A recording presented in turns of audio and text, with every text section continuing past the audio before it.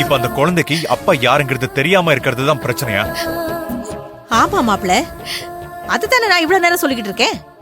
நாளைக்கு இவளுக்கு வயிறு பெருசாயிடுச்சுன்னா நாளைக்கு ஊர் உலகம் நம்மளத்தானே கேள்வி கேட்கும். அதுக்கு நம்ம என்ன பதில் சொல்ல முடியும்? அப்படி யாராவது கேட்டா அதுக்கு நான் பதில் சொல்லிக்கிறேன்.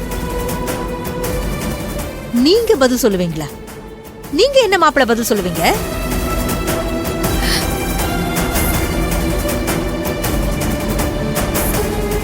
அந்த குழந்தைக்கு நான் தான் அப்பான்னு சொல்லுவேன்.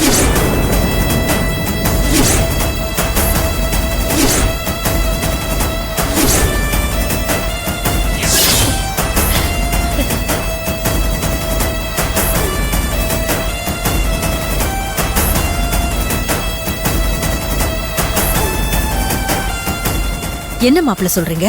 ஆமா ஆண்டி, அஞ்சலி வயித்துல வளர்ற குழந்தைக்கு நான் தான் அப்பா.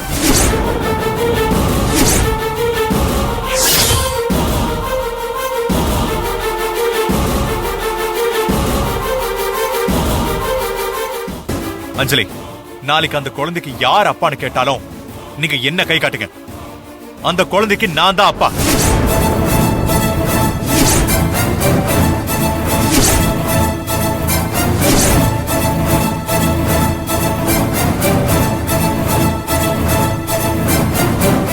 அதனால இனி அந்த குழந்தையை அழிக்கணும்னு யாரும் பேசக்கூடாது.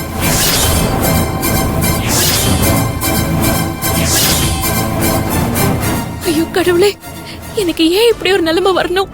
ஒரு மனைவியா, ஒரு தாயா, அவர் இப்படி சொன்னதும் ஒரு ஓடி போய் கட்டி பிடிச்சு முத்தம் கொடுத்து இது உங்க குழந்தைதான்னு சந்தோஷமா சொல்ல தோணுது.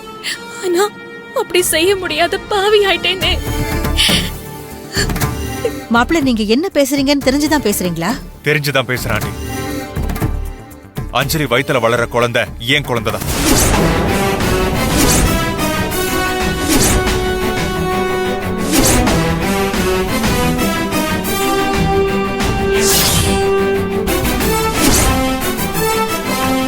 ஒருவேளை விக்கிக்கு பழசெல்லாம் ஞாபகம் வந்துருச்சா?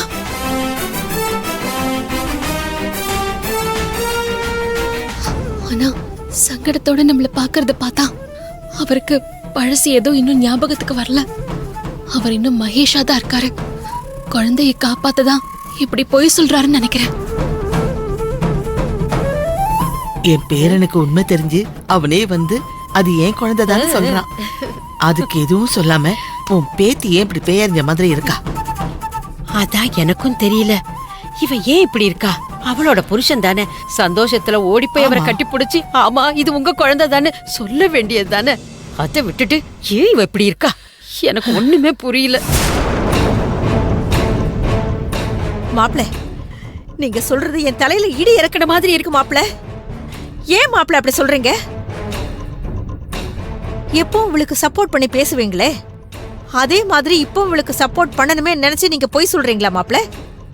அவன் தெளிவா சொல்றான். நீ ஏன் இப்படி குதிச்சுக்கிட்டு தெரியற?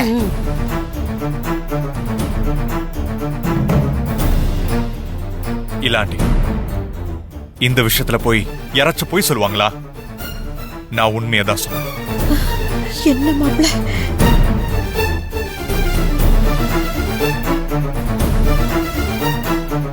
எனக்கு பைத்தியமே பிடிச்சிரும் போல இருக்கே.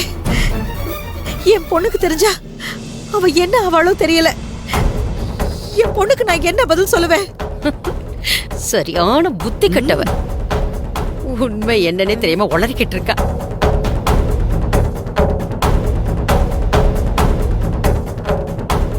இல்ல, இப்ப நாம அமைதியா இருந்தோம்னா அது விக்கியோட உயிருக்கு தான் ஆபத்து.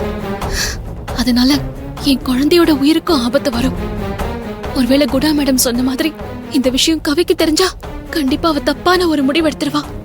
அதனால அவளுக்கும் ஆபத்து. கண்டிப்பா நான் இப்ப பேசி ஆகணும்.